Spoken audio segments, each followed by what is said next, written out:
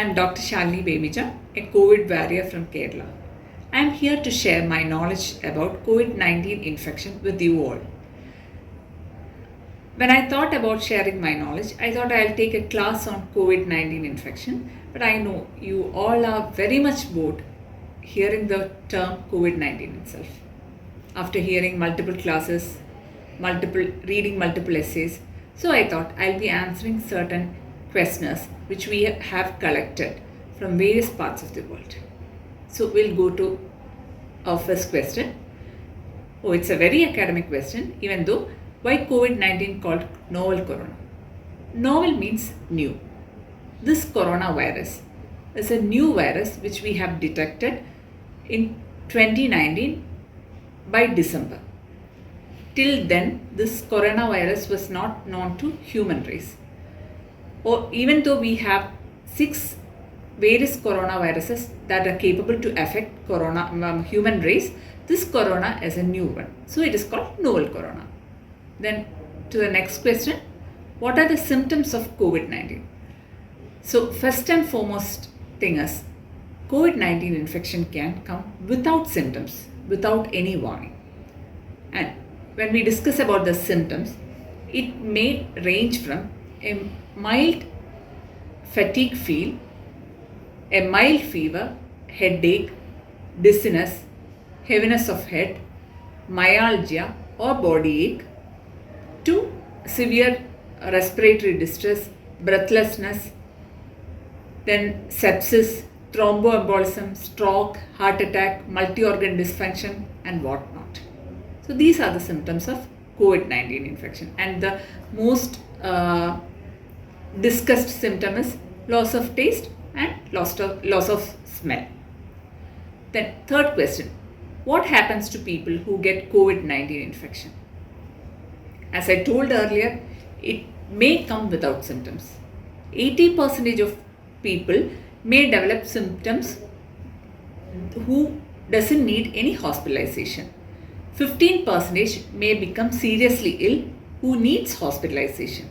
5% become critically ill who needed ICU admission and may need ventilation. 3.1% may have mortality. And as we discussed earlier, some may develop ARDS, some may go for respiratory failure, sepsis, septic shock, thromboembolism, stroke, multi-organ dysfunction, heart attack and various other complications related to COVID-19 infection. The next question is, who all are at risk? I know you all will be aware about this question, but again, for answering this question, more than 60 years, those who are termed as elderly are under risk. Then with other comorbidities like uncontrolled diabetes, uncontrolled hypertension, who all are bedridden for long time with poor nutrition, then who all are taking medication for heart disease, liver disease, kidney disease, who are having cirrhosis, who are taking medicines like steroids for various diseases, who all are having autoimmune diseases, who has underwent organ transplantations are under risk. Then next question is, when should I get tested for COVID-19? If you have any history of contact with a coronavirus patient, coronavirus affected patient, you had any travel recently abroad or for a long journey, you should get tested. It is better to get tested. If you have symptoms that I have discussed with you earlier, such symptoms are there, you should get tested to take care of yourself and to make sure that your family members and your dear ones are safe. The next question is, what test should I do to see if I have COVID-19 infection? PCR, that is polymerase chain reaction test, is a standard test. If you have symptom, do not have any doubt, undergo PCR testing, because in this you will detect the viral gene material, and this is almost a confirmatory test. Then rapid antigen test is there. In that viral protein is being tested, but if you get a false negativity is very frequent. Then if you want to know whether you have ever had any COVID infection, then you should go for an antibody test. Next question is there any treatment for COVID-19 disease? As such, COVID-19 doesn't have any specific treatment, but we will be addressing the complications that are caused by COVID-19. Like we'll be giving, if patient is having any chance of thromboembolic stroke, that will be, if D-dimer is increased, we'll be giving low molecular weight heparin. If patient is having any respiratory symptoms and viral pneumonia, we'll be starting him on remdesivir and steroids, like that. The side effects will be taken care and patient will be on antibiotic if we are suspecting any secondary infection. Otherwise, no specific treatment for COVID-19. Then what about vaccination? Actually, till date, vaccines are under process. We will be in a fate that we'll be receiving it in near future, very near future. Actually, Pfizer and another one is Moderna has come up with new vaccines. These vaccines are coming as 2 dosage vaccines, and 95% is just the reassured vaccination effectiveness against COVID-19. The next question. Now, questions about COVID-19 infection as such is, these were the questions we have received. Then some questions have arisen about regarding some myths about COVID-19. So I would like to address certain myths and misconceptions regarding COVID-19. First question is whether vitamin and minerals are capable to cure or prevent COVID-19 infection.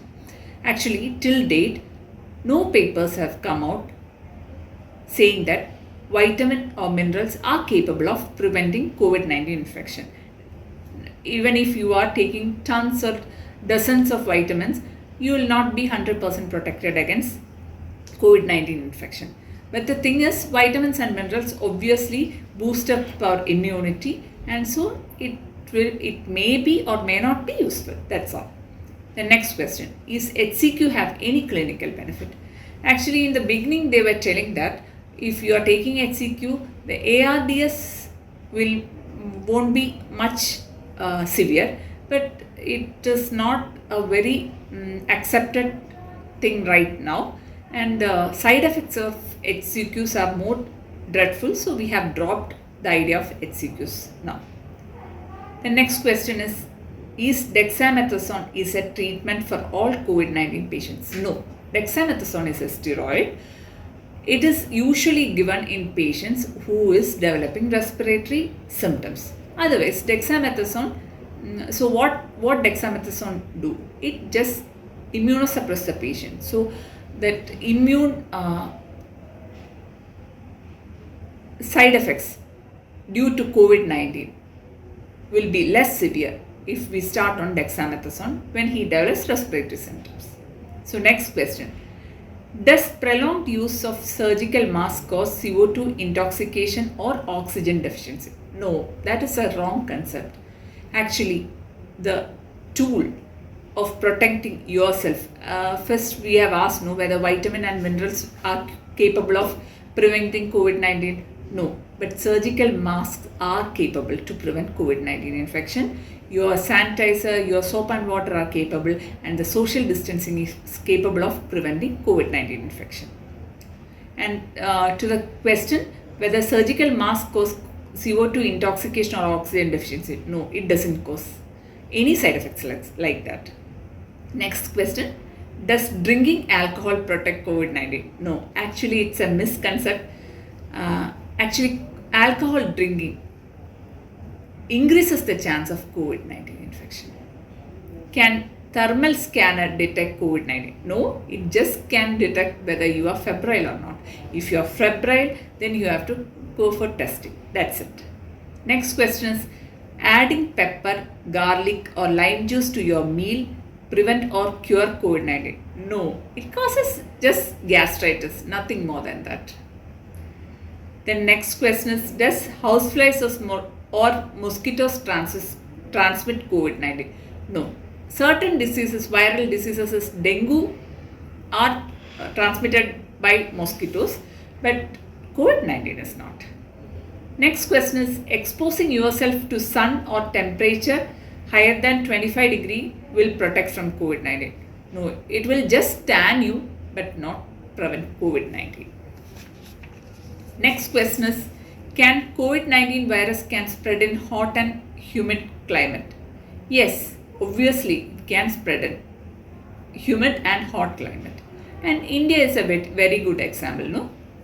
Next question, is hand dryer effective or UV lamps in killing COVID-19 viruses?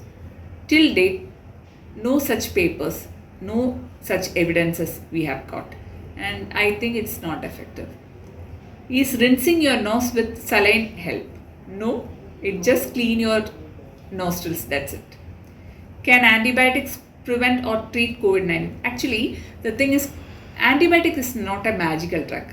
It can treat bacterial infections. And in COVID patients, when we are adding antibiotics just to prevent secondary infections, it can't cure COVID-19 infection as well.